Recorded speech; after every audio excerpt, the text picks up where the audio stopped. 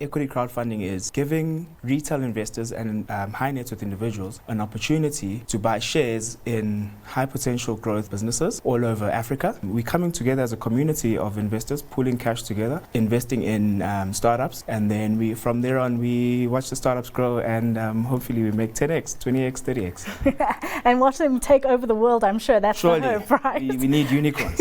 Absolutely. Yeah. So as an entrepreneur, why do I go this route as opposed to getting funding, say, from a traditional bank? So it hasn't been easy actually getting funding from a traditional bank. Unless your balance sheet is big enough, you're not going to find it overnight. And VCs tend to have, venture capital companies tend to have more stringent requirements for you to invest in. So what we've seen the gap in this market is that it would be great for an entrepreneur to come through the equity-based crowdfunding model. One, it's product market fit.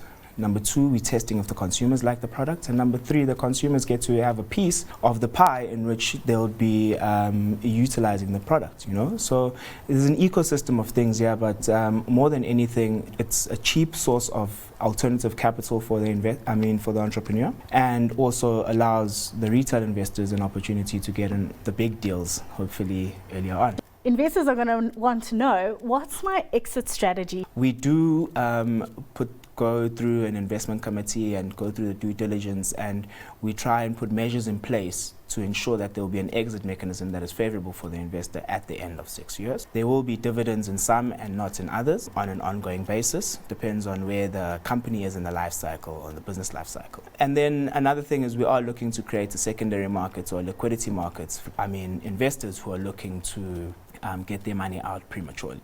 But ideally, this is it's a medium to long-term play, and it's not something that you should be looking at as a day-to-day kind of trading platform. Okay? What trends are you seeing? Is it Africans looking to invest in African businesses, or are you seeing more so international interest? So right now, we've seen a lot of local interest. Local being South African. There's a lot of people who are biting on the South African side. And I think it lends itself to the culture of Africans being more community. You know, there's a social trust behind us as Africans, you know, wanting to trust each other. And I think as probably time goes by in the next coming weeks, we would start seeing more of the global investor base tapping into the market, and mainly because we are listing our first business, actually African business, in the coming week.